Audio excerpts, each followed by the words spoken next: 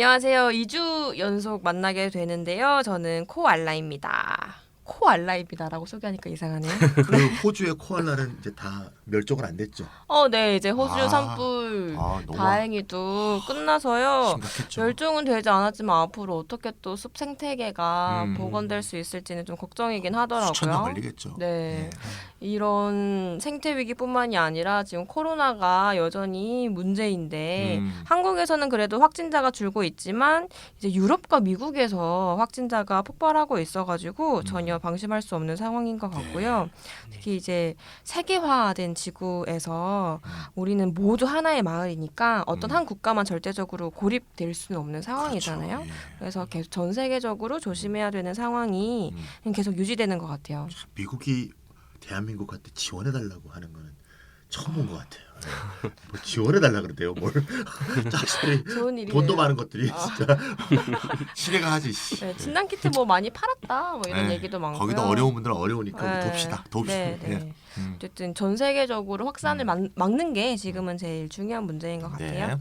근데 이런 힘든 상황에서 굉장히 기쁜 소식이 들렸는데요. 3월 24일에 이제 경기도 이재명 도지사께서 모든 경기도민 1,300만 명이 넘는 경기도민에게 1인당 10만 원의 재난기본소득을 지급한다는 발표를 하셨고요. 경기도 의회에서도 당연히 무사히 잘 통과가 됐어요. 네, 추경이 통과됐죠. 네. 그러고 이제 경기도에서 지급한다라고 하니까 경기도의 또 다른 지자체들이 그럼 우리는 추가로 더 얼마를 더 할게라는 것들도 지금 쏟아지고 있는 중이거든요. 포천은 40만 원을 더 해주더라고요. 40이요? 그래서 50을 준답니다. 포천 국민 모두에게. 포천이 제일 돈을 많이 쟁여놓은 것 같아요. 아마 그러네요. 휴전선 접경 지역 무슨 뭐 그런 기금이 많이 맞아요. 있지 않을까 네네네네. 싶어요. 예. 그런 것도 있어요. 맞아요. 예.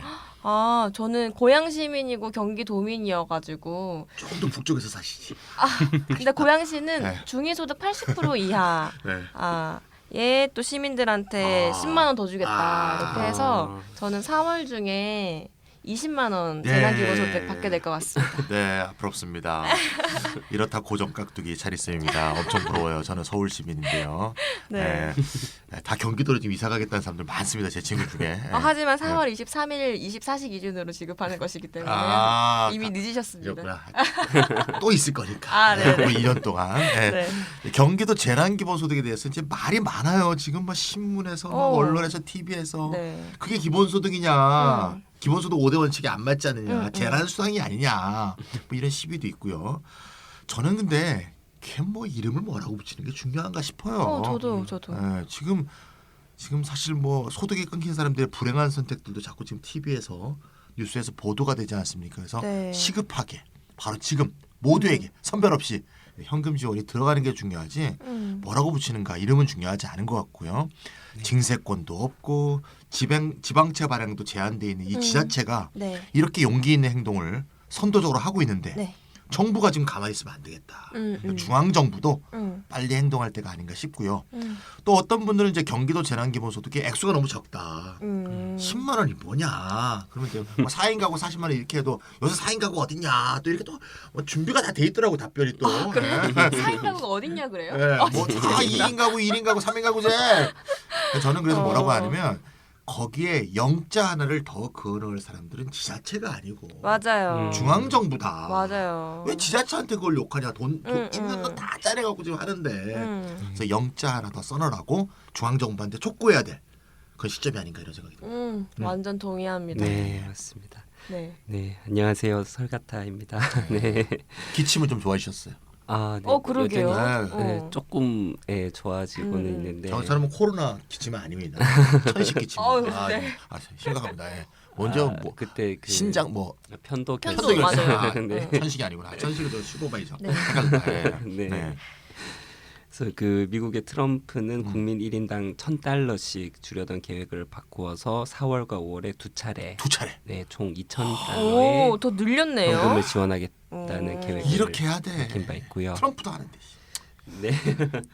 물론 지금 미국 뭐 문제가 문제는 많기는 많죠. 합니다. 예. 그리고 영국의 보리스 존슨도 가계 그다음에 기업 경제 지원 대책을 뭐 여러 가지 내고 있죠. 그래서 약 우리 돈으로 1,045조 원에 달하는 대책을 발표하기도 했습니다. 기본적으로 얘네들 1,000조를 넘는군요, 다. 네. 아. 스케일이 다르네요. 네. 네. 그리고 우리 정부는 방역 차단에 굉장히 힘써 왔죠. 네, 네. 그렇죠. 사람들의 삶의 붕괴를 막을 강력한 지원책을 또 세울 필요가 있겠습니다. 네. 네, 그래야겠습니다. 코알라는 이번에 이제 일산정, 고양시정. 네, 고향정이구나. 네네네네. 네, 지역구에 출마하신다고 하는데 그게 네. 고향의 북쪽이죠. 탄현. 그렇죠. 일산 주역. 서구. 일산 서구. 네. 동구 일산 아니고 서구. 이동을 제외한 일산 서구. 일산 동구가 좀 더 잘 사는 동네죠. 근데 자가 보유 네. 현황을 보면 네. 일산 서구에 자가 보유하신 분들이 좀 많긴 하고요. 삐까삐까하군요. 네, 근데 동구는 가난한 사람들이 더 많은. 아, 그렇군요. 네. 제가 잘못 알고 있군요. 네네네. 그 선거운동 과정에서도 네. 재난기본소득의 긴급성, 네. 더 나아가서 일상적이고 정기적인 기본소득의 정당성과 필요성을 널리 홍보시켜 주시면 감사하겠고 네, 열심히 당선도 노력하겠습니다. 되시면 더 좋을 것 같습니다. 네, 최선을 다해보겠습니다. 네. 거기 뭐 통합당, 뭐 더불어민주당 다 나오죠?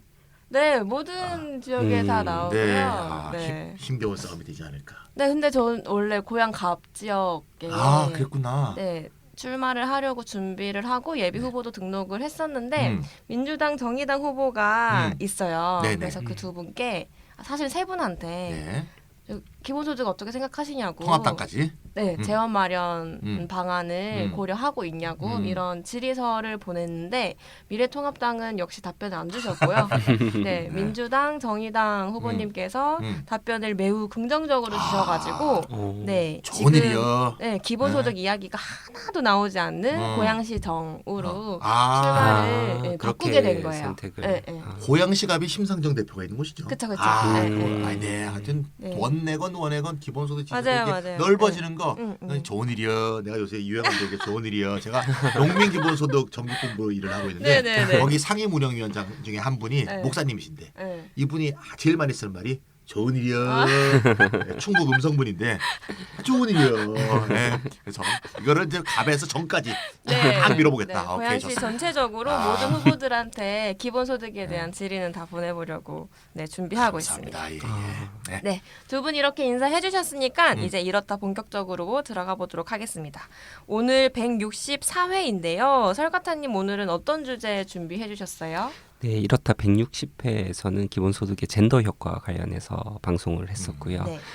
이렇다 156회에서는 기본소득의 생태 효과에 대해서 다루었었습니다. 네. 그래서 오늘은 기본소득의 사회적 효과에 대해서 다뤄보고자 합니다.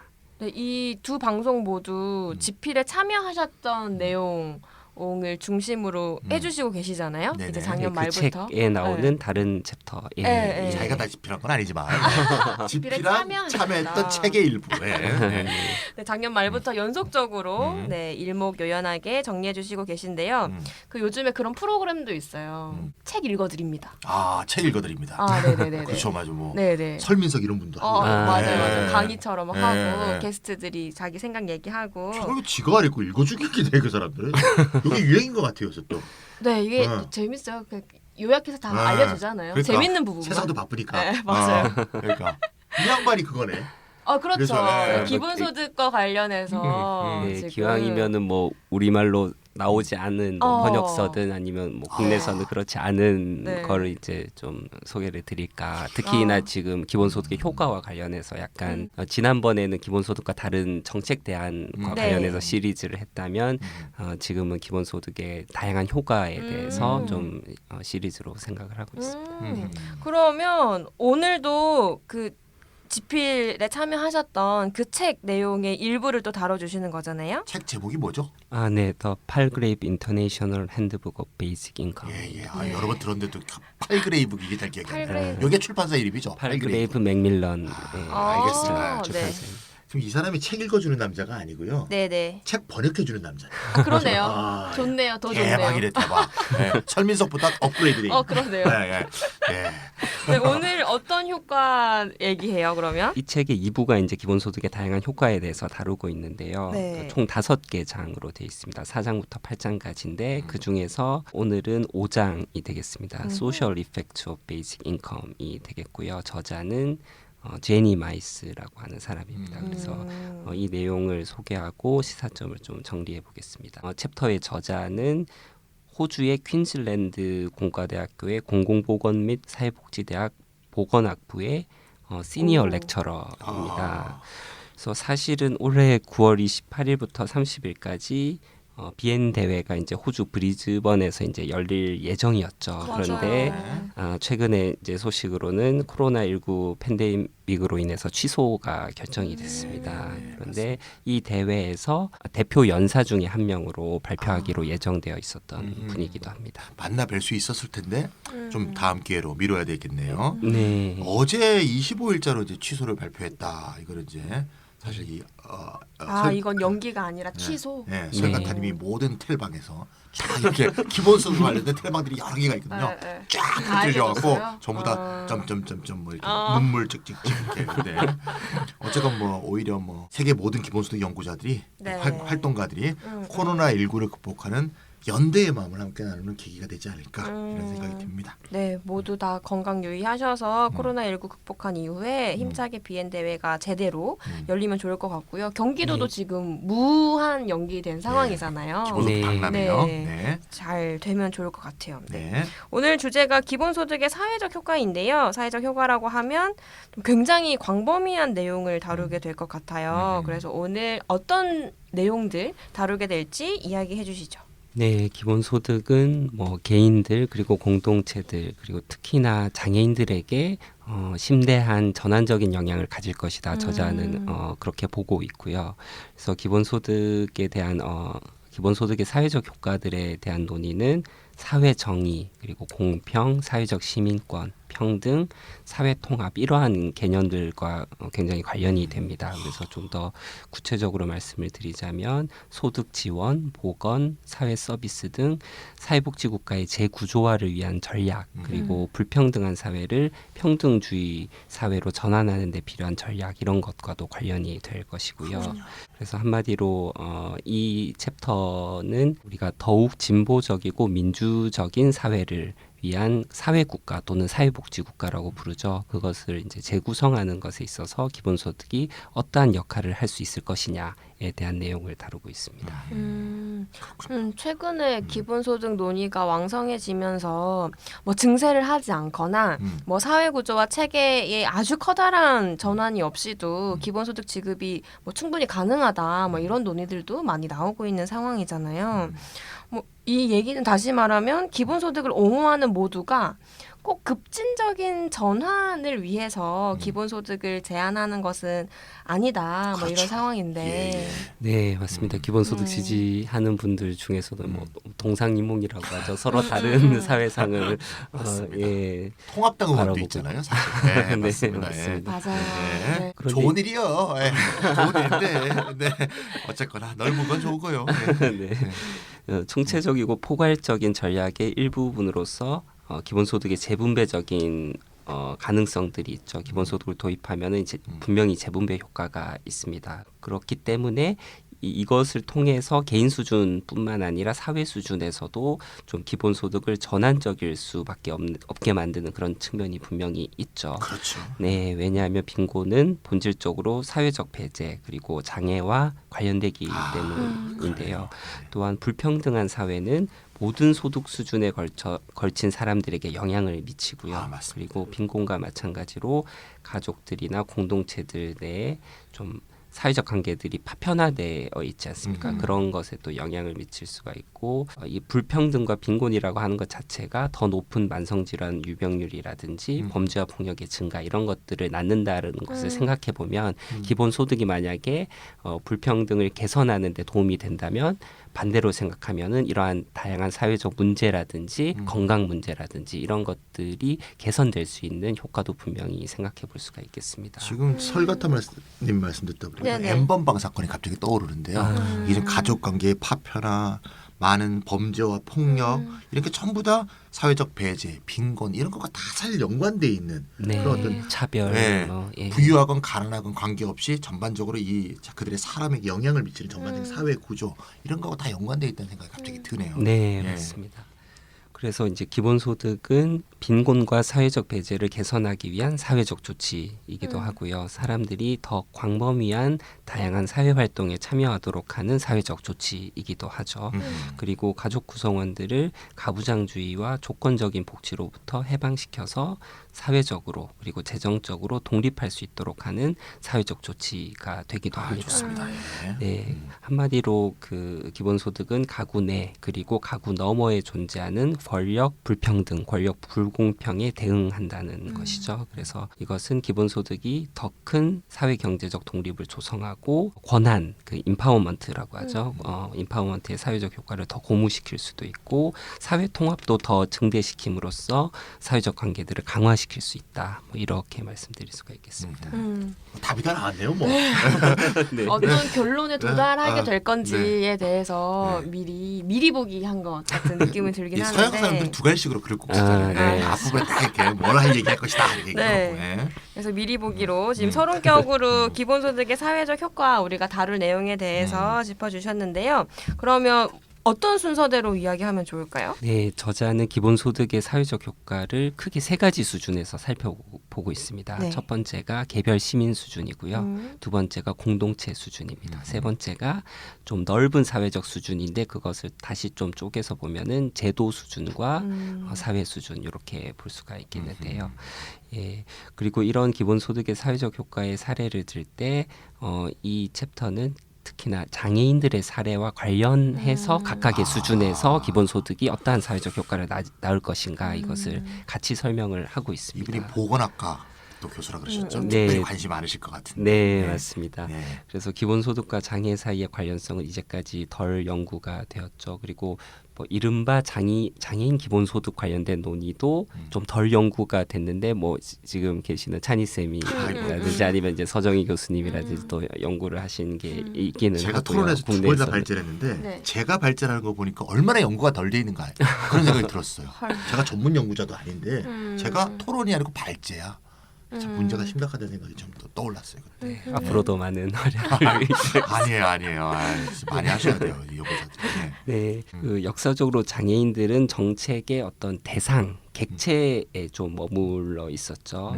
그게 이제 또 사회가 장애와 장애인들을 바라보는 어떤 시선과도 좀 밀접히 관련돼 있다고도 볼 수가 맞습니다. 있겠는데요.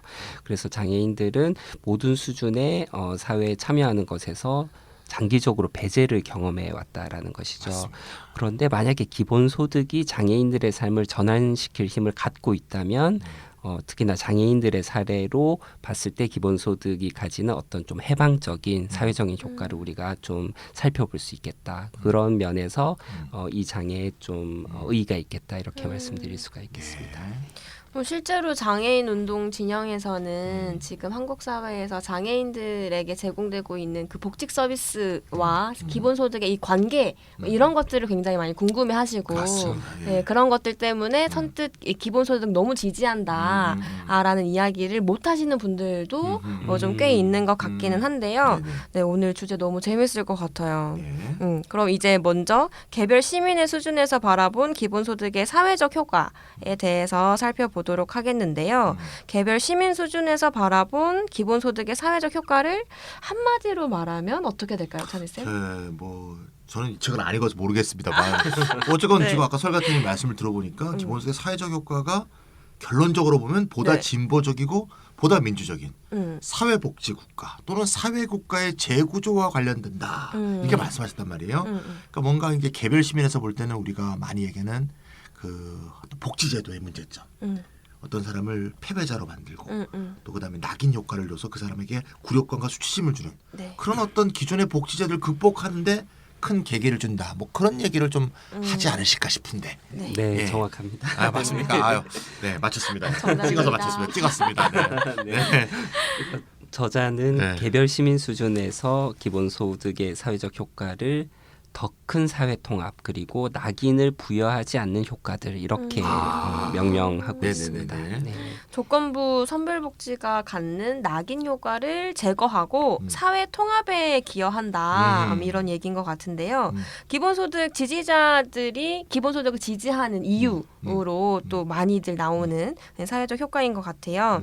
기본소득이 가지고 있는 보편성, 무조건성 이런 원칙은 지금의 복지제도에서 그 개별 개인에게 지워지는 낙인 효과를 확실히 없앨 수 있을 것으로 보이는데요. 네, 맞습니다. 개별 시민 수준에서 기본소득은 타깃팅이 없죠. 네. 그래서 타겟팅이 없죠. 기본소득은 타깃팅에 의존하지 않고 성원 자격, 멤버십에 기초해서 급여가 제공되는 시민권 것입니다. 이런 거요. 예, 맞습니다. 그래서 바로 보편성의 원칙에 따라서 뭐 사회보호제도 그러니까 이제 사회보장제도나 공공서비스 제도에 대한 권리들이 바로 사회적 시민권과 영주권에 근거해서 이루어지게 된다는 것이죠. 네. 그래서 권리들과 정의의 이제 커버리지는 사회의 특정 집단에 국한되는 것이 아니라 모든 사회 구성원들에게도 확장이 된다는 것이죠.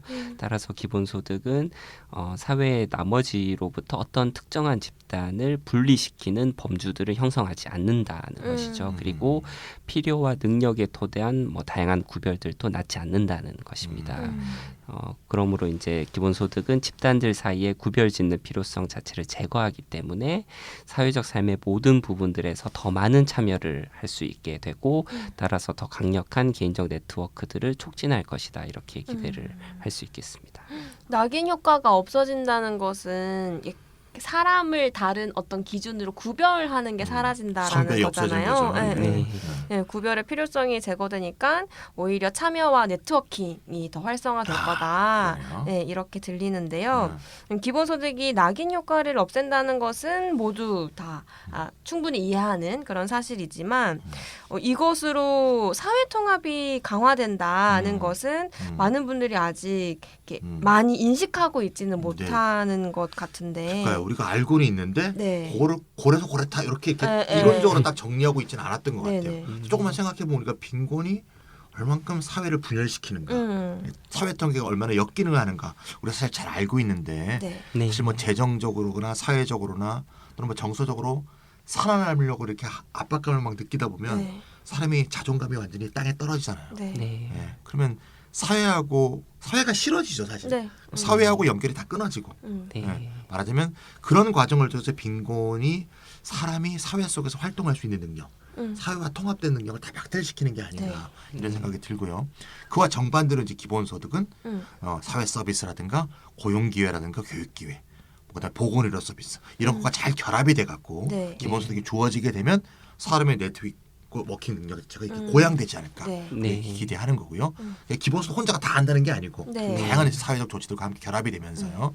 이럴 때 기본소득이 반드시 보편성과 무조건성 원칙을 갖고 있어야 네. 이런 이제 사회 통합적 능력에 큰 기능을 할 것이다. 이렇게 네. 얘기할 수 있을 것 같고요. 여기서 이제 제가 꼭 덧붙이고 싶은 건 뭐 다 아시겠지만 그래서 full 기본소득, full basic income, 충분한 액수에 도달한 완전 기본소득이 중요하다.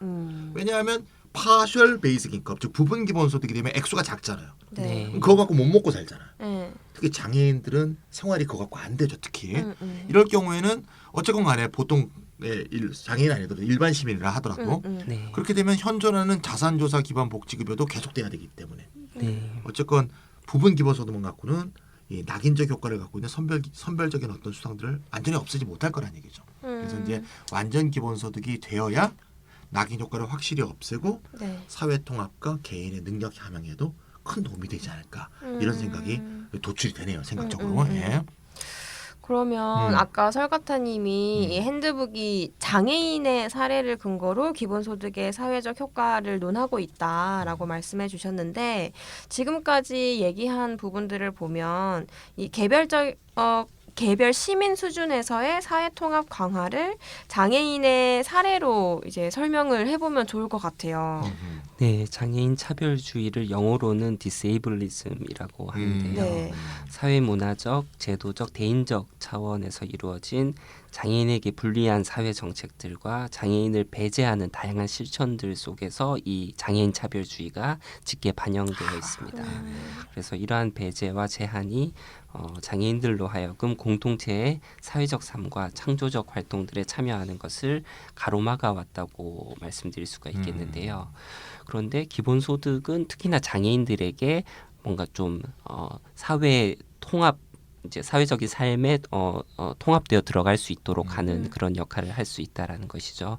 왜냐하면 뭐 아까 전에도 말씀드렸다시피 장애인 집단을 일반 대중으로부터 분리시키는 어떠한 분류라든지 범주화도 없을 것이기 때문입니다. 그래서 장애인들에게 기본소득이 바로 이제 낙인을 부여하지 않는 그런 속성을 갖고 있고 보편적이고 무조건적인 속성을 갖고 있다는 그 특성, 기본소득의 특성이라고 하는 것은 이 기본소득이 뭐 일자리 요건이나 노동시장 참여와 결부된 것이라기보다는 사회적인 권리, 윤리적인 권리일 것이라는 점을 의미할 것이고요. 그리고 아무런 조건도 부과되지 않고 사람들이 의지할 수 있는 기본소득의 제공은 장애인들의 가치와 존엄성을 향상시킬 것이다. 이렇게 기대할 수 있겠습니다. 맞습니다.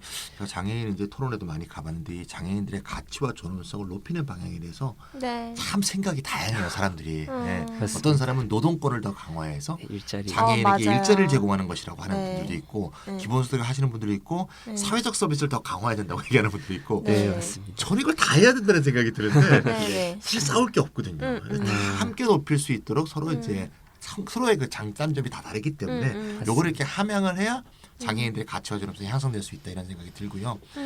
장애인 토론에서 이제 느낀 거는 장애인을 바라보는 이 사회의 시선이 가난한 사람을 바라보는 시선과 거의 비슷했다. 네. 네. 자선의 대상, 네. 시혜의 대상.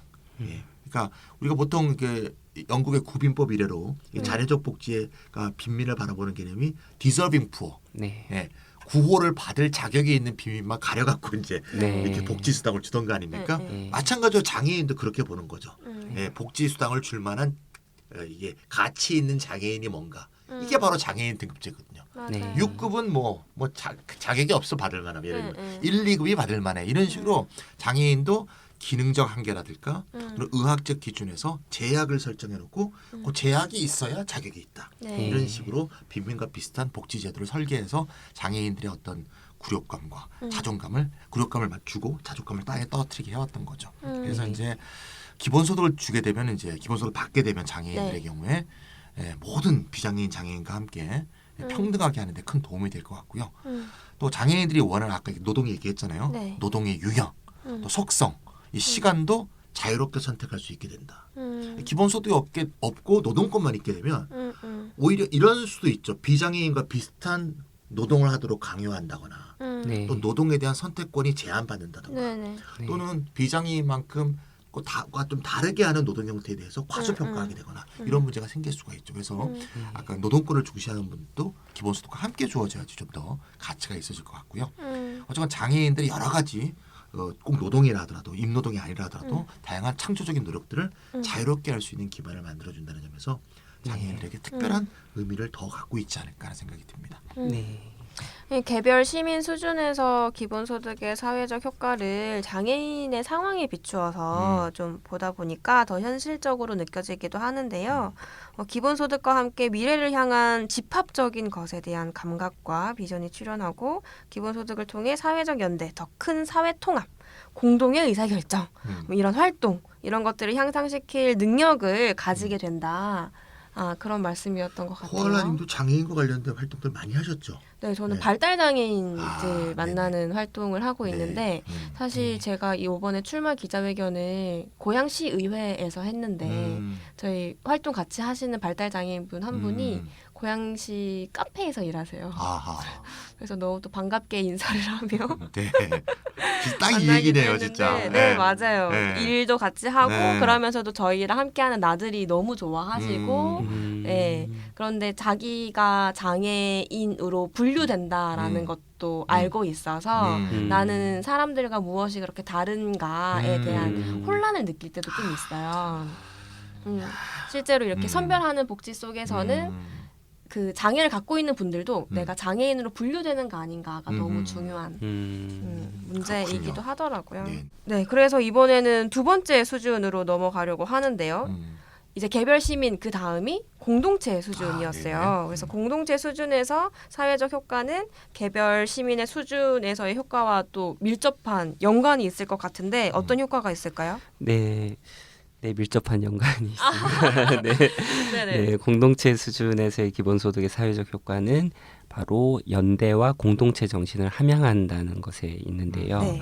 그러니까 기본소득을 통해서 사회의 화합이 더 이제 잘 이루어지고 그리고 이제 기존의 불평등한 권력 관계들을 좀 시정할 수 있고 그리고 뭔가 집단적이고 집합적이고 사회적인 어떤 그런 다양한 활동들이 아니라 뭔가 개인주의적으로 다 해결하려고 하는 그런 에토스가 있지 않습니까? 그런 것들을 예 맞습니다. 그것을 바로 잡으면서 사회적인 유대와 연대를 강화를 할 수 있다는 것이죠. 그래서 사회의 변화와 공동체 변화를 위한 촉매로서 기본소득이 기능할 수 있다 이렇게 기대를 하는 것이고요. 그래서 기본소득의 전환적인 사회적 효과는 생산적 관계들과 생산적인 상호작용들이 공동체의 사회적으로 의미 있는 성원성, 그러니까 멤버십으로 재구성되는 방식에서 이제 볼 수 있을 것이다라고 할 수가 있고, 한 시민의 지위라고 하는 것이 시장에서 얼마나 뭐 높은 지위에 있느냐, 어떤 관계를 가지고 있느냐, 또는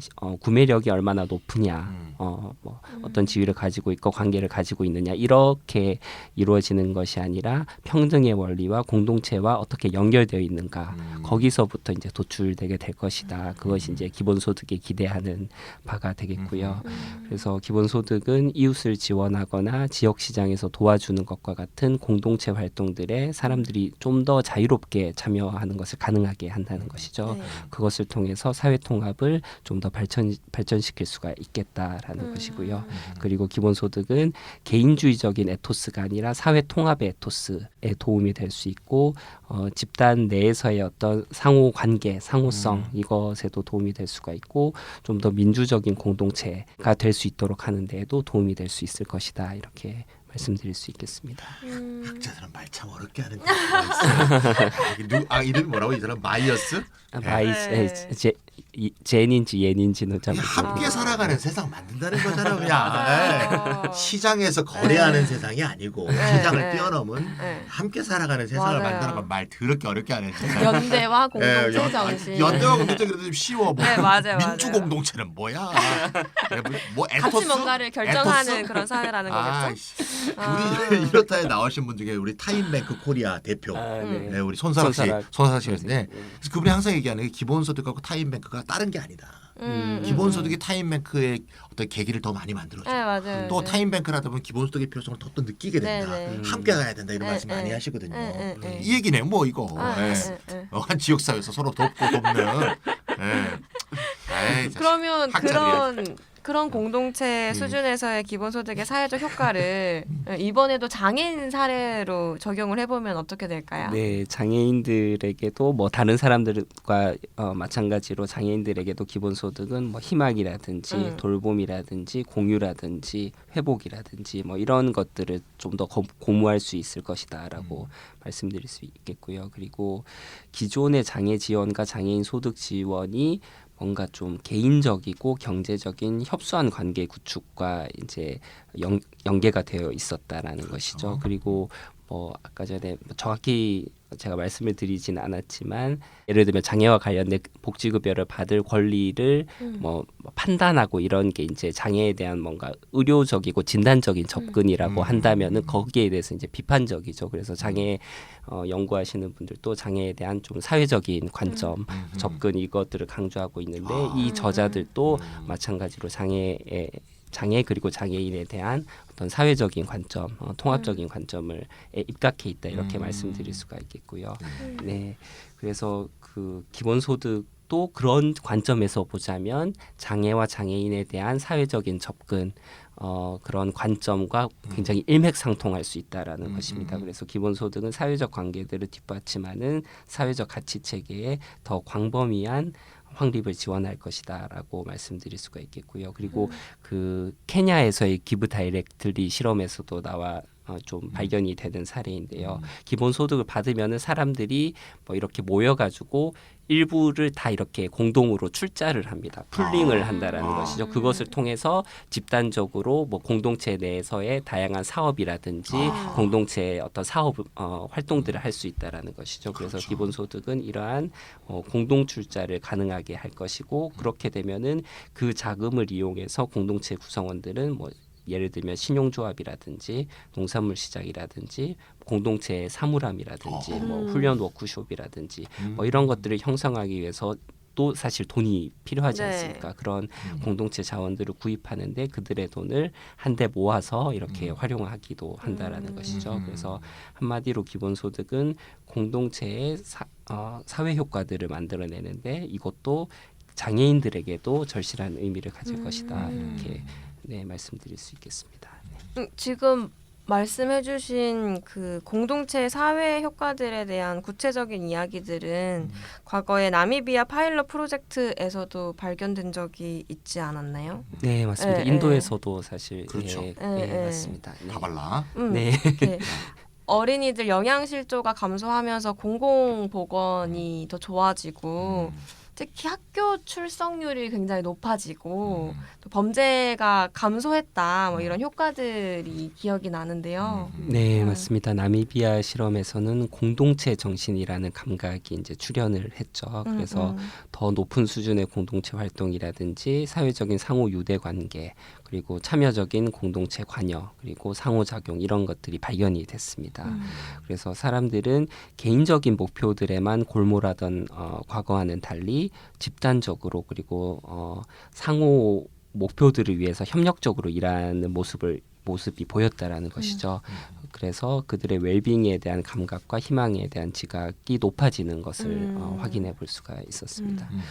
그래서 기존의 사회국가 또는 사회복지국가로부터 뭔가 가부장적인 통제와 단속을 오랫동안 받아왔죠. 장애인들 같은 경우에는. 그렇죠. 그런데 이제 나미비아에서의 이제 파일럿 실험에서 뭔가 기층에서부터 사회적인 어떤 협력과 결속들이 구축되었다는 게 발견됐다면 그 장애인들도 접목해서 한번 우리가 생각을 해본다면 기본소득이 장애인들에게도 뭔가 그들이 기본소득을 사용하는 방법에 대한 통제권을 더 잘 가지게 되는 더 큰 자유를 제공할 것이라고 우리는 좀 희망해 볼 수 있겠다라는 것이고요.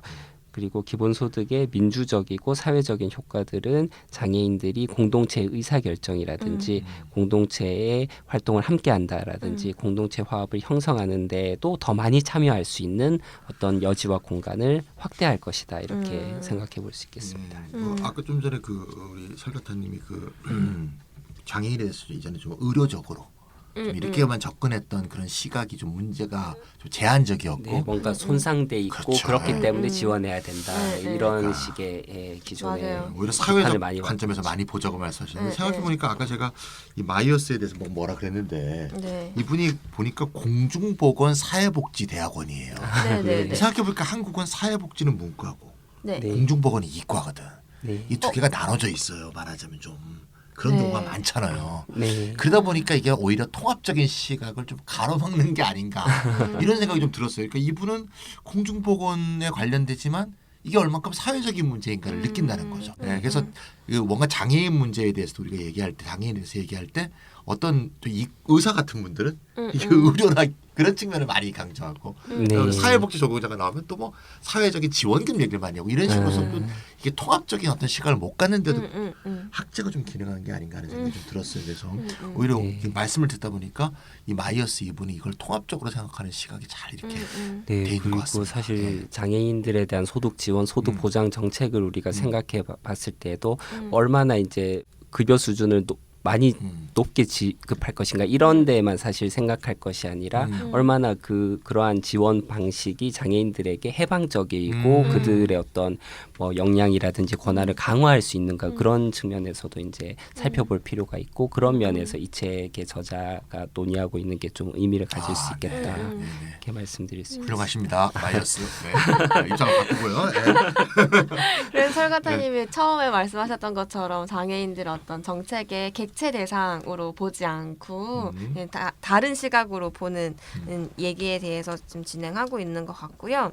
이제 개별 시민 했고 공동체 했어요. 이제 마지막 제도 및 사회 수준에서 바라본 기본소득의 사회적 효과는 어떤 것이 있을까요? 네, 기본소득에 다양한 지지자들이 있지만 특히나 이제 여기 계신 분들도 그렇고 많은 사람들은 이른바 이제 좋은 사회로 가게끔 그리고 이제 민주적이고 평등주의적인 좋은 사회로 가는데 기본소득이 기여할 것을 기대를 하고 있지 않습니까? 그런데 그러기 위해서는 기존의 사회보호제도들 그러니까 뭐 소득보장제도라든지 서비스보장제도라든지 등등의 이제 다양한 제도들이 좀 더 소득 재분배적이면서 그러니까 빈곤과 불평등을 시정하는 데 도움이 되는 방향으로 가야 되겠죠. 거기에 기본소득이 기존의 사회보호제도의 어떤 재구조화와 동반돼서 기본소득이 도입이 되게 된다면 뭔가 좋은 사회의 민주적이고 평등주의적인 비전에 기여할 수 있을 것이다 이렇게 생각을 할 수가 있겠고요. 그래서 기본소득은 사람들이 그들이 진정으로 바라는 것 그리고 그들이 희망하는 것을 표현할 수 있는 목소리를 가질 수 있는 사회 이것은 사실 공화주의적인 기본소득론자들도 굉장히 강조하고 있는 것이지 않습니까? 예를 들면 뭐 이제 다니엘 라벤토스라든지 그다음에 그 스페인 네트워크 부대표 갑자기 다비드 카사사스 예 다비드 카사사스라든지 뭐 그런 사람들이 주목하는 것도 이런 것이 되겠고요. 그리고 우리가 늘 강조하지만 기본소득이 사회국가 사회복지국가를 완전히 없애고 뭐 대체하는 것은 아닙니다. 그런데 좀 더 그러한 사회국가와 사회복지국가가 좀 더 민주적이고 평등주의적이고 그리고 좀 더 해방적이고 진보적인 방향으로 재구조화하는데 기본소득이 역할을 할 것이고 그리고 기존의 정부와 시민 간의 사회계약을 재정의하고 강화하는 그래서 이제 기본소득을 새로운 사회계약이다 이렇게 명명하는 분들도 많이 계신데 그런 면에서의 기본소득의 역할과 자리매김이 필요하겠다 이렇게 말씀드릴 수 있겠습니다. 네, 그래서 이제 또 기본소득은 어떻게 보면은 사회적 지분이라고도 할 수 있죠. 소셜 스테이크라고도 할 수가 있겠는데요. 그런 측면에서 기본소득은 공동선을 위해서 시민들에게 민주적 권력의 이행을 지원함으로써 권력 불평등 그리고 권력 불균형을 변화시킬 수가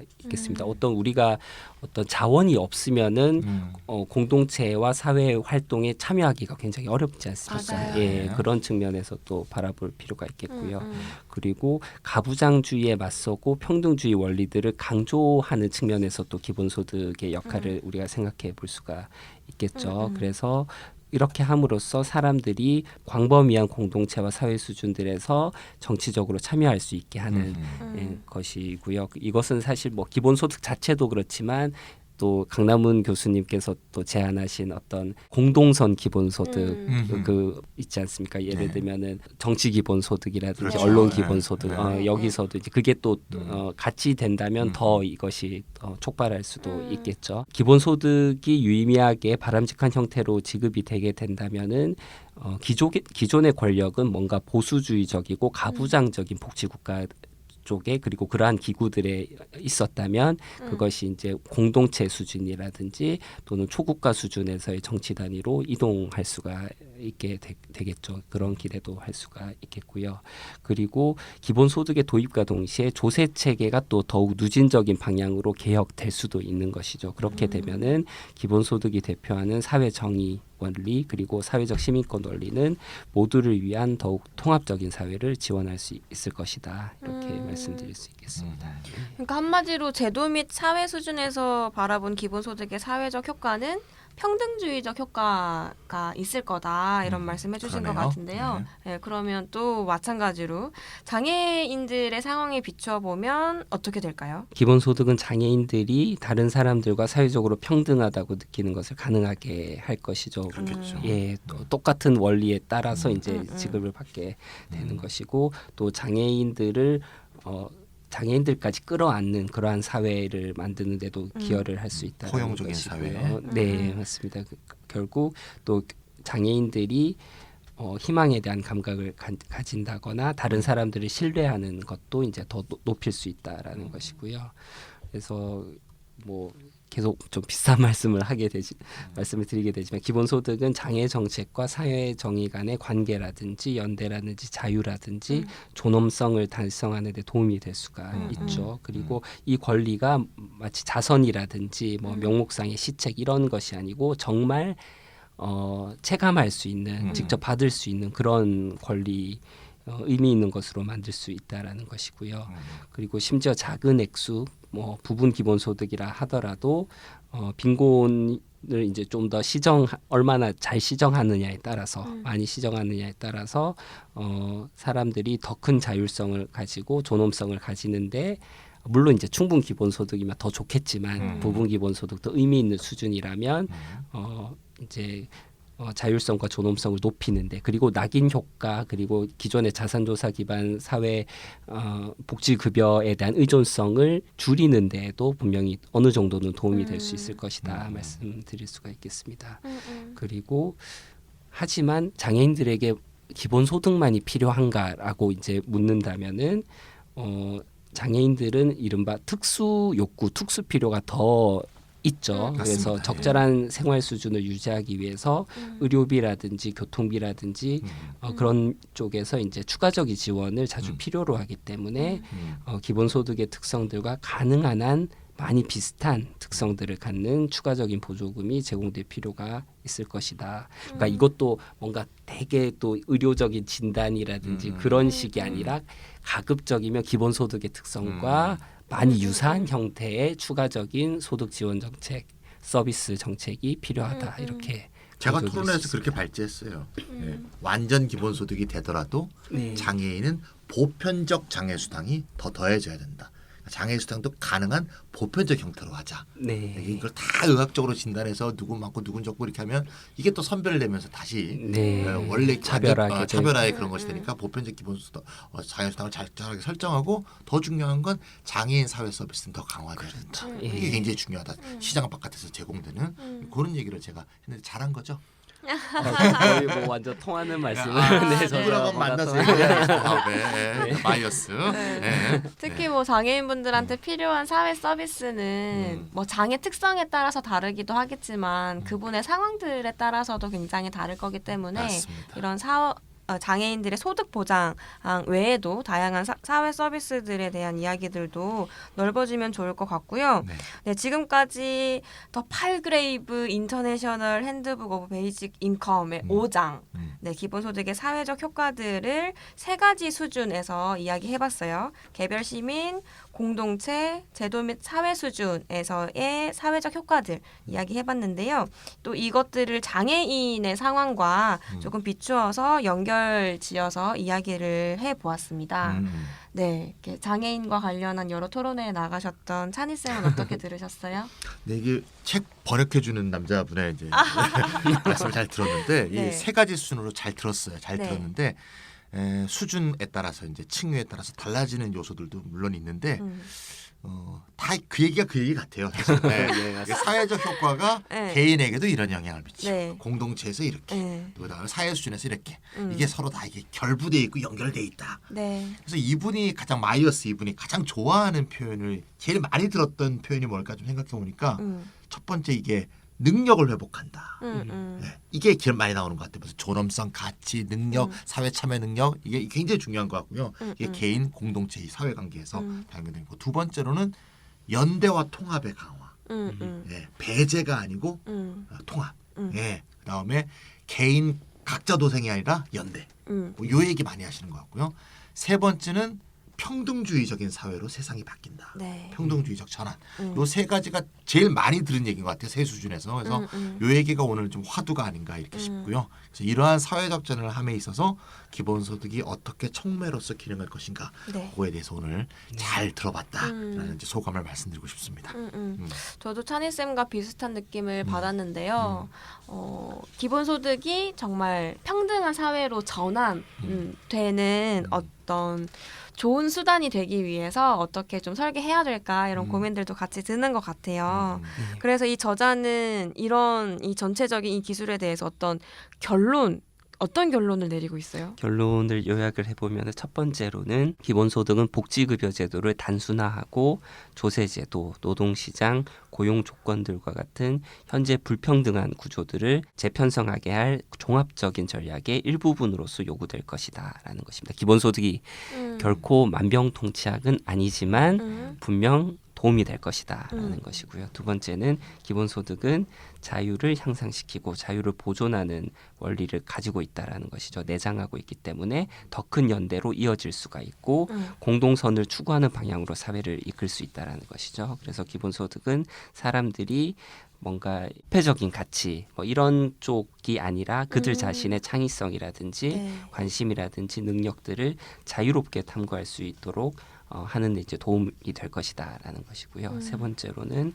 기본소득은 자본주의 사회는 사실 경쟁이라든지 불평등한 관계들을 추동하죠. 그런데 이러한 자본주의 사회 내에서도 뭔가 경쟁적이지 않으면서 협동적인 어떤 상호작용들, 상호 연결들을 만들어내는 것이 바로 기본소득일 수 있다라는 것이고요. 재분배 전략으로서 기본소득은 평등주의적인 체제로 이동하는 데 분명히 도움이 될 것이다라고 말씀드릴 수가 있겠습니다. 그런 면에서 다른 정책들과 어떻게 배치가 되고 관계를 맺을 것이냐가 굉장히 중요한 이슈가 될 것이라는 거고요.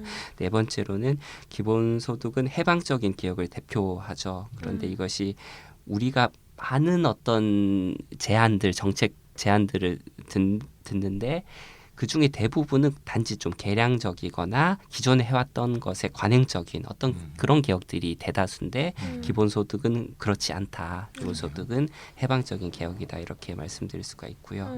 그리고 현재 자본주의 사회 시스템이 경제적인 것이 사회적인 것이나 정치적인 것보다 더 우위에 있는 시스템이지 않습니까? 그런데 기본소득이 이제 유의미한 액수로 지급이 되게 되고 기본소득이 기존의 권력의 불평등을 바로잡게 된다면은 경제적인 것보다는 사회적인 것 그리고 정치적인 것이 더 우위를 유지할 수 있도록 하는 그렇게 되고 그렇게 되면은 또 어떻게 보면은 거기서 순환 쪽으로 봤을 때 불평등이나 불안정성이 지금 굉장히 증가하고 있지 않습니까? 그런 것들을 반전시킬 수 있는 어떤 역할을 할 수 있을 것이다라는 것이고요. 다섯 번째로는 이 모든 것을 달성할 수 있는 것은 바로 기본소득이 무조건적인 속성을 가지고 있기 때문이라는 것이죠. 그래서 기본소득이 가지는 무조건적인 속성은 사회 정의라든지 연대 그리고 민주적인 사회의 시민 덕목들 그리고 안전하다는 감각 그리고 희망과 함께 동반될 필요가 있고 이러한 것들을 기본소득은 또 향상시킬 것이다. 라고 말씀드릴 수가 있겠습니다. 여섯 번째로는 기본소득을 뒷받침하는 철학적 기초라고 하는 것이 우리가 힘, 권력을 공유하고 있다. 그리고 우리의 어떤 표현이나 이런 것들도 공유하고 있다. 이런 것과 이제 기본소득의 철학적 기초가 긴밀히 연결이 되어 있는데요. 그래서 이제 사회 구성원들이 기본소득을 받는다는 것은 그러한 면에서 사회적으로 동등한 사람들이다라고 하는 것을 기본소득이 어떻게 승인하는 것으로 생각을 할 수가 있겠죠. 네네. 그리고 이렇게 사회적으로 동등한 사람들이 공유하고 있는 어떤 정치적인 공간 이런 개념의 기초에서 사회를 형성하는데 기본소득은 중추적인 역할을 담당할 수 있다라고 할 수 있겠고요. 그래서 그런 정도까지 우리는 기본소득이 이러한 공간을 민주화하는 데에 기여할 수 있다라고 할 수가 있고 그런데 기본소득은 또 그 자체로만이 아니라 여기서 논의했던 기본소득이 갖는 다양한 사회적 효과들을 통해서 그것을 경유해서 또 우리가 살고 있는 다양한 차원에서의 공간들을 민주화하는데 또 기여할 수 있을 것이다. 이렇게 말씀드릴 수 있겠습니다. 네. 길게 말씀해 주셨는데 제가 기억에 남는 딱 두 가지 있어요. 동등한 사람임 그리고 안전하다는 감각. 이게 지금 이 시대에 굉장히 중요한 거 아닌가 이런 생각이 드는데요.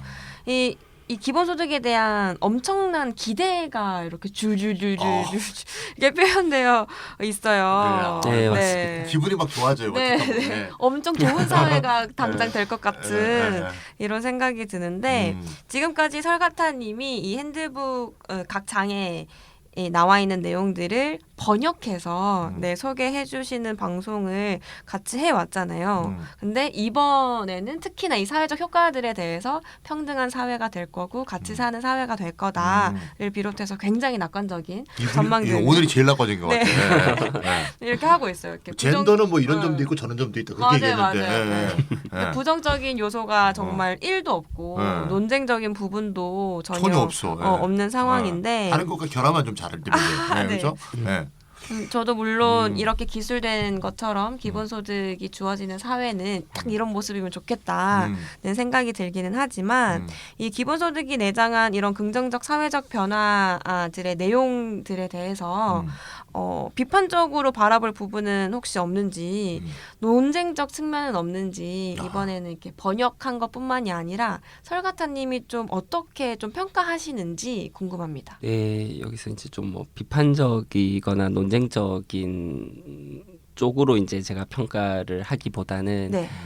뭔가 좀 보충 기본소득의 사회적 효과와 관련해서 보충이 된다고 생각하는 지점들이 좀 몇 가지 있습니다. 그것들을 네네. 이제 보충하는 방향으로 좀 말씀을 드리고자 하는데요. 첫 번째로는 일단 이 글은 시민 수준, 공동체 수준, 사회 수준에서 기본소득의 사회적 효과를 논의했다는 점에서 의의가 있죠. 의의가 있다. 예, 강남훈 교수님의 이제 기본소득의 경제학 책에서 강남훈 교수님께서 공동체 효과라고 명명했던 것에 대해서 더 깊이 있게 논의했다고 볼 수가 있겠고요. 그리고 각 수준에서의 효과들을 특히나 장애인들의 사례와 관련하여 탐구했다는 점에서 더 좀 의의가 있다라고 말씀드릴 수 있겠습니다. 그런데 이제 기본소득의 사회적 효과와 관련해서 한 3가지 정도 더 추가적으로 말씀드리고 싶은 지점들이 있는데요. 첫 번째는 그 토니 피츠패트릭이라고 하는 이제 또 학자가 있습니다. 이 학자가 1999년도에 저작에서 지적한 기본소득의 중범위 효과에 관한 것인데요. 중범위 효과. 네, 그 미들 레인지 이펙트. 중간 범위. 네네 맞습니다. 중범죄 그런 게 아니고 중간. 네네. 중간 범위. 예, 맞습니다. 중이 뭐 가중돼 있다 그런 뜻인가요? 네. 그래서 그 영국의 학자인데요. 영국의 학자 토니 피츠패트릭은 1999년 저작의 이제 3장에서 기본소득의 중범위 효과를 지적하고 있습니다. 그래서 우리가 만약에 바람직한 사회적 목표들의 목록을 작성한다고 가정을 해본다면 뭐 예를 들어서 저소득자의 임금을 상승시킨다라든지 실업을 감소시켜야 된다라든지 실업자의 소득을 상승시켜야 된다라든지 이런 것들을 상상해 본다면은 이러한 다양한 정책 목록들 중에서 기본소득은 최상위에는 자리 잡기는 쉽지 않을 것이다. 이렇게 하는 것이죠. 네. 그런데 기껏해야 중간 범위, 중범위에서 발견되는 경향이 있을 것이라는 지적입니다. 그래서 기본소득은 독자적으로는 기타 제한들을 좀 이기기가 어려울 것이다. 이렇게 전망을 하면서 기본소득의 특성을 이렇게 얘기를 하는 것이죠. 그런데 하지만 만약에 우리가 바람직한 목표들의 전체 범위를 내다본다면 우리는 기본소득이 기타 정책들과 비교하여 상당히 높은 점수를 얻는다고 볼 수도 있겠죠. 그리고 만약 기본소득이 도입된다면 그것의 효과는 상당히 퍼질 수 있습니다. 그러니까 한 가지, 두 가지에 국한돼서 보면은 다른 정책이 기본소득보다 왠지 등수가 높은 것처럼 보일 수 있지만 그 정책은 또 다른 바람직한 사회 그 정책의 목록에서는 또 후순위로 밀릴 수도 있고 뭐 그런 정책들이 굉장히 많겠죠.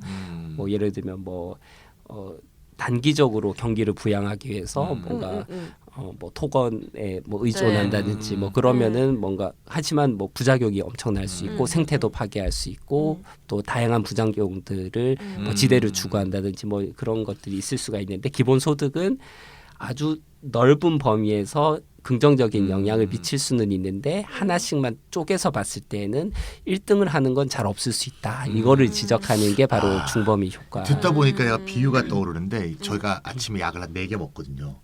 4개 먹는데 그중에 하나는 특정한 타겟을 갖고 있는 약이야. 네. 그건 꼭 먹어야 될 것 같아.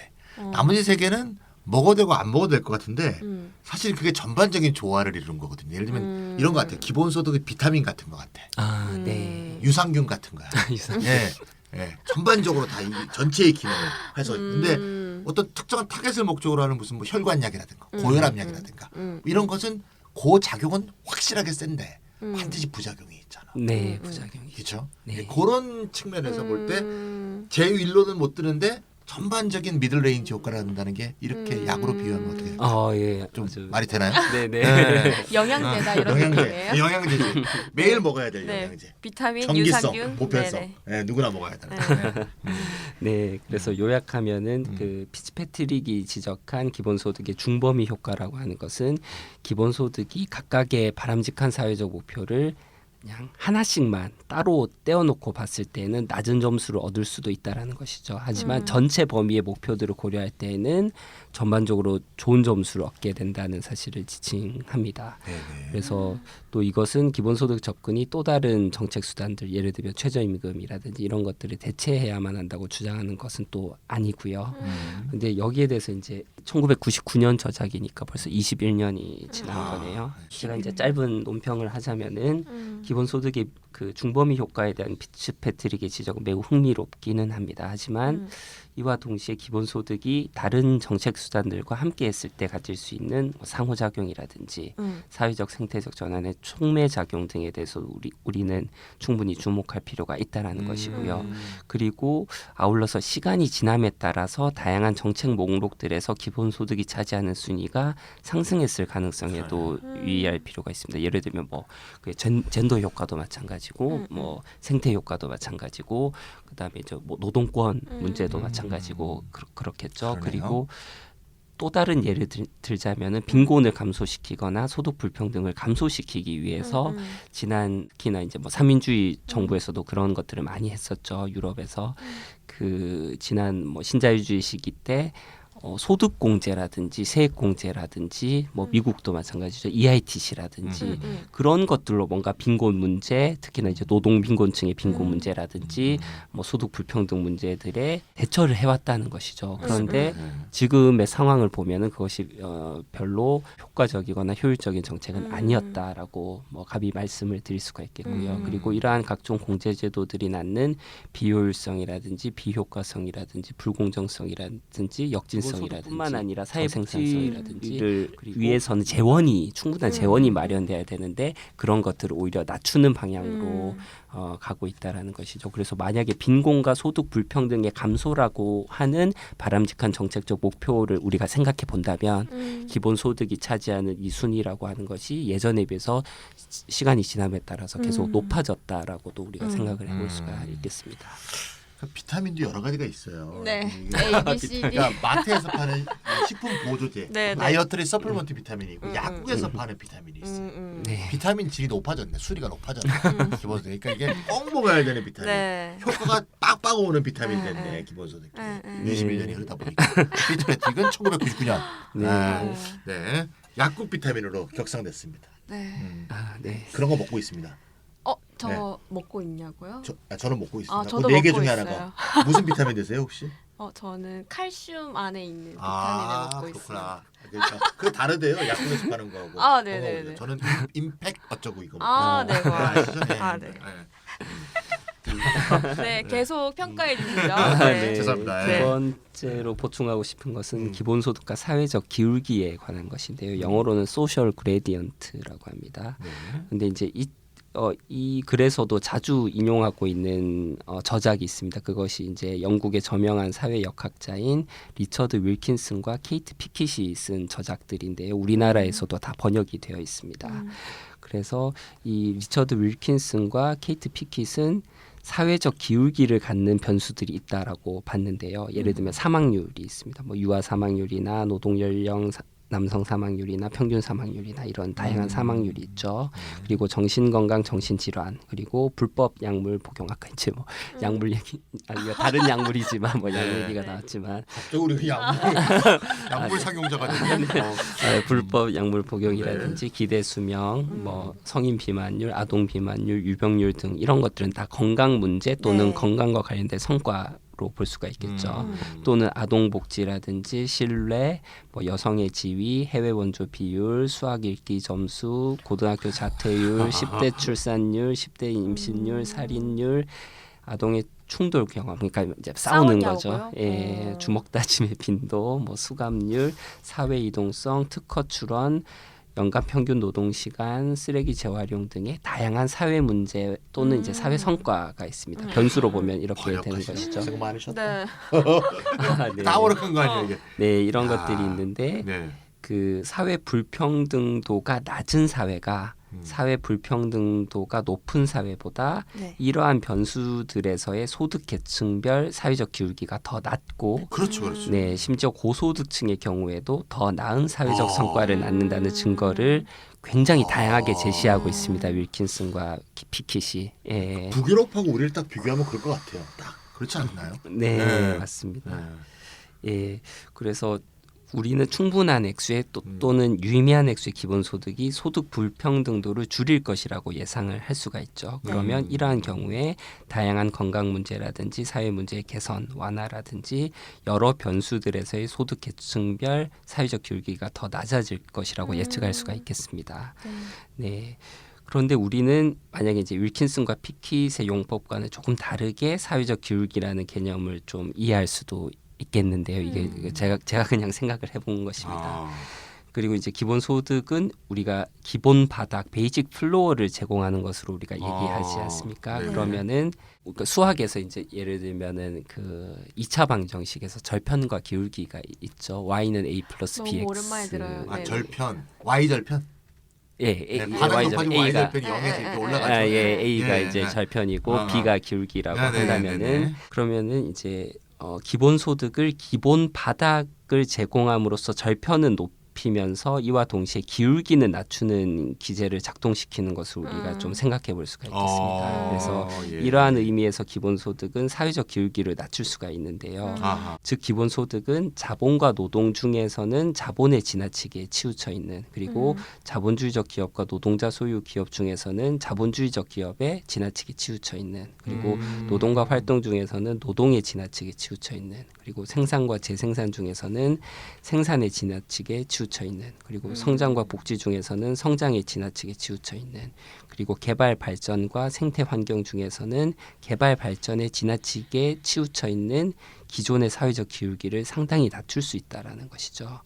그러니까 기존에 경시되었거나 평가절하된 변수라든지 영역이라든지 분야 등이 만약에 축의 한쪽 끝에 자리한다고 생각을 해보고 기존에 중시되었거나 절상된 변수라든지 영역이라든지 분야 등이 축의 다른 한쪽 끝에 자리한다고 우리가 생각해 본다면은 그러니까 사사분면 한번 생각해 보시면 되겠는데 기본 소득은 네. 전체적인 절편 그러니까 바닥을 높임과 동시에 양자를 잇는 기울기는 낮추는 것으로 우리가 생각을 해볼 수가 있겠습니다. 그러니까 이렇게 돼 있던 그래프인데 요게 요렇게 별표에 올라가니까 이렇게 하면 이렇게 되면 기울기가 청취자분들은 낮아진다 이 얘기인가? 알 수가 없어요. 이게 그래야 되네 이거. 네. 여기 보이는 라디오에 되는데 아, 아쉽다. 네. 네, 알겠습니다. 예. 그런데 이것은 기본소득의 고유한 기능과 한계를 동시에 보여주는 것이기도 한데요. 비록 기본소득은 플랫폼 노동자에게만, 불안정 노동자에게만, 여성에게만, 장애인에게만, 가사 및 돌봄 노동 종사자에게만, 자원봉사 및 공동체 활동에 종사하는 사람에게만, 그리고 문화 예술 영역에 종사하는 사람에게만, 그리고 비자본주의적인 영역에서의 활동과 실험을 추구하는 사람에게만, 그리고 노동자 협동조합을 비롯한 노동자 소유기업에서 일하는 노동자에게만 지급되는 것은 분명히 아닙니다. 아니죠. 하지만 기본소득은 이러한 사람들에게도 기본적인 소득바닥, 베이직 인컴 플로어를 제공함으로써 이들에게 경제적으로 실질적인 도움이 되며 기존에 경시되거나 주변적이었던 다양한 노동과 활동을 활성화하는 데 기여할 수 있다라는 것이죠. 그러니까 이런 식으로 반응하는 사람들이 있지 않습니까? 기본소득은 뭐 빈자뿐만 아니라 부자에게도 다 주기 때문에 빈자에게 도움이 안 된다. 뭐 이런 식이라든지 그런 식으로 비판하는 사람들은 이러한 측면을 충분히 주목하지 못하고 있는 것이죠. 그리고 또 기본소득은 예를 들어서 바람직한 형태의 사회적 생태적 전환을 달성하는 데 있어서 필요 조건은 될 수 있지만 그 자체로 충분 조건을 이루는 것은 결코 아닙니다. 그러니까 각 영역에서의 고유한 적극적인 활동들과 개입들, 정책들은 여전히 중요성을 가진다라는 것이죠. 그러니까 예를 들면 이제 생태 환경을 생각해 본다면은 필요한 경우에는 직접 규제를 해야 되는 것이죠. 금지주의가 같이 동반이 돼야 되고 에너지 전환 정책이라든지 뭐 녹색 인프라라든지 그 재생에너지에 대한 투자라든지 또는 화석 연료의 단계적 폐지에 의해서 그 산업 그 분야에 기존에 일하던 사람들은 해고되지 않습니까? 그러면 그 해고된 노동자들에 대한 보상 등의 필요성, 그러니까 이것이 이제 정의로운 전환이라고 표현을 하죠. 예, 이런 것들은 분명히 있는 것이죠. 그리고 젠더 이슈만 보더라도 기본소득만으로는 안 되고 돌봄 불이익을 공평하게 분담하기 위한 뭐 표준 노동 시간의 획기적 단축이라든지 남성의 돌봄 노동 수행에 강력한 인센티브를 제공할 수 있는 관대한 육아휴직 급여라든지 뭐 출산 육아휴직의 의무화와 유급화 그리고 사회 서비스 분야의 임금 및 노동 조건 제고 그다음에 양질의 공공 사회 서비스 확충 일가정 양립 정책들의 필요성 이런 것들은 동반이 되어야 된다는 것입니다. 이것이 이제 지난번에 두 차례 이렇다 해서 다뤘던 것과도 이제 연결되는 지점이라고 말씀드릴 수가 있겠고요. 네네. 사회적 기울기. 사회적 네네. 기울기를 줄이기 위해서 일단 기본소득이 굉장히 도움이 되기는 하지만 다양한 정책들과 함께 시행이 돼야 각 된다. 영역에서의 고유한 과제들은 여전히 남아 있다. 각 영역에서의 고유한 과제. 예. 네. 그 바닥을 높이는 게 어떻게 기울기도 낮추는가에 대한 얘기. 기울기도 낮추지만 그것만으로는 또 안 된다. 해결될 수는 없다. 그렇죠. 네네네. 예. 알겠습니다. 예. 비판이 됐네요, 사실 지금. 네, 바이오스에 너무 대해서. 낙관적이었다라고 네. 말씀해주신 거잖아요. 네. 그렇죠. 네네네네. 그리고 세 번째로 보충하고 싶은 것은 기본소득 자체가 우리 사회에 바람직하고 필요한 특정 정책이 실현 가능하고 지속 가능하도록 하는 수단 내지 촉매 역할을 할 수 있다라는 것인데요. 지난번에도 다뤘지만 탄소세를 비롯한 생태세라든지 또 국토보유세 이게 대표적인 사례가 되겠습니다. 예, 우리가 부동산 소유의 불평등과 지대추구 행위 그리고 높은 집값과 주거 부담 등의 문제에 대처하기 위한 하나의 유력한 방안으로서 국토보유세 부과가 요청이 되고 있죠. 그런데 문제는 토지 배당과 연계되지 않은 국토보유세 부과는 도입의 정치적 실현 가능성과 도입 후의 정치적 지속 가능성이 낮다라는 것입니다. 그렇죠. 그래서 반발이 클 수 있죠. 토지 배당과 연계시킴으로써 국토보유세 부과는 폭넓은 순수의 계층을 확보할 수가 있는 것이죠. 네. 그리고 정치적 실현 가능성과 지속 가능성을 높일 수도 있고 장기 동태적으로는 필요할 경우에는 세율을 더 인상할 수 있는 여지도 확보할 수 있다라는 것입니다. 그래서 마치 뭐 국토보유세만 도입하면 된다라고 생각하는 것은 이런 측면을 잘 고려하지 못하고 있는 것이죠. 이게 연결시키는 것이 굉장히 중요하다라는 것이고요. 그리고 지난번에 이제 이렇다에서도 말씀드렸지만 전 세계적으로 긴급한 기후 위기, 기후 재앙 문제에 대처하기 위한 또 하나의 유력한 방안으로서 탄소세, 뭐 생태세 부과가 요청되고 있지 않습니까? 그래서 이렇다 156회에서도 다루었듯이 문제는 생태 배당과 연계되지 않은 뭐 탄소세, 생태세 부과는 마찬가지로 도입의 정치적 실현 가능성과 도입 후의 정치적 지속 가능성이 낮다라는 것이죠. 그래서 탄소 배당과 연계시킴으로써 탄소세, 생태세 부과는 폭넓은 순수의 계층을 확보함으로써 정치적 실현 가능성과 지속 가능성을 높일 수 있고 또 필요할 경우 아마 필요할 것입니다. 장기 동태적으로 세율을 더 인상할 수 있는 여지도 확보할 수 있다. 국토보유세, 생태세는 반드시 해야 되는 건데 네. 이걸 기본소득하고 결합시키면 반드시 해야 될 정책을 더 촉진시키고 네. 더 강화시킬 수 있다. 네, 필요한 정책이 독자적으로는 관철되기가 어렵고 어려운데. 지속되기가 어려운데 이 배당과 연결이 됐을 때는 그것이 도입되기도 더 용이하고 지속되기도 용이하고 장기적으로 확대되는데도 유리하다 이렇게 말씀드릴 수 있겠습니다. 네, 알겠습니다. 네, 저의 주요 공약으로 이렇게 실었습니다. 토지 보유세 네. 걷어서 기본소득으로 나눠줘야 된다. 네. 이것을 주요 정책으로. 이야, 네, 저도 훌륭합니다. 준비를. 네. 당선이 되셔야 되는데. 아, 그러게나 말이에요. 저희는 갑자기 핸드폰에 메시지가 딱 왔는데 네, 뭐라고요? 그 고향정에 네네. 여론조사 결과가 딱 저한테 떴네요. 아 그래요? 네, 저 그 아직 안 들어갔을 것 제- 같은데. 제가 뭐 그 코알라님 때문에 받는 게 아니고요. 아 네네네. 거기 또 아는 분이 나오셔. 네. 그리고 딱 왔네요. 근데 음. 안 나옵니다. 아직. 성함이 안 나옵니다. 원래 이게 후보 등록을 했다고 해서 다 나오는 게 아니라요. 아, 이게 방송, TV 토론회 이런 데 아. 나가는 거에도 제한이 있듯이 네. 이런 여론조사도 모든 후보들을 대상으로 돌려주진 않더라고요. 네, 네. 그리고 보통 여론조사는 언론사에서 하거나 아니면 후보가 의뢰해서 합니다. 그렇구나. 네. 한 번 할 때 한 300만 원 정도 이렇게 여기서, 보통. 고향정 김모시기, 이모시기 이렇게 나와 있죠. 네. 네. 네, 뒤집혔습니다 지금. 이걸 보니까 다 관계된 거네요.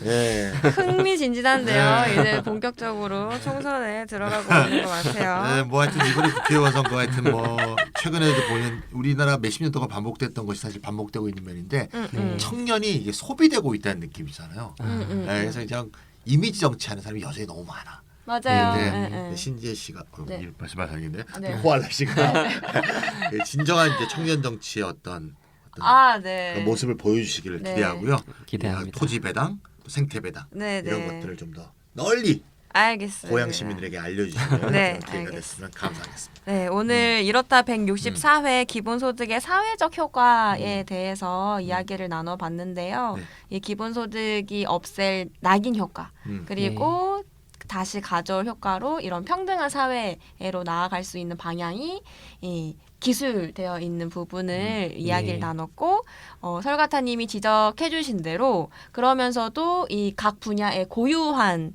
그런 과제에 대해서 같이 해결할 수 있는 다양한 정책들과 함께 기본소득이 사회를 평등하게 만드는데 더 도움이 되었으면 좋겠고요. 저 광고 하나만 하면 사실 제가 집필한 책이 이제 출간되었어요. 오, 예. 축하드립니다. 네, 감사합니다. 와. 네, 당 만드는 여자들이라고 이렇게 인터넷 서점에 검색해 보시면 나올 텐데요. 오늘 낙인 효과와 관련한 이야기들을 해서 제가 유년 시절에 이렇게 낙인 찍힌 듯한 느낌을 받았었던 저의 경험을 이렇게 기술하기도 했거든요. 그래서 기본소득이 없앨 이 낙인 효과에 대해서 많은 분들이 함께 고민해 주시면 좋을 것 같고요. 저는 당 만드는 여자들. 네, 당 만드는 여자들. 기본소득당을 창당하게 된 뭐 과정이나 그런 계기들에 대해서 에세이로 적은 책입니다. 네, 청취자분들도 많은 관심 부탁드리고요. 네, 또 다음번에 우리 설가타님과 또 찬이쌤과 또 다양한 기본소득에 대한 이야기로 돌아오도록 하겠습니다. 네, 청취해 주셔서 감사합니다. 감사합니다.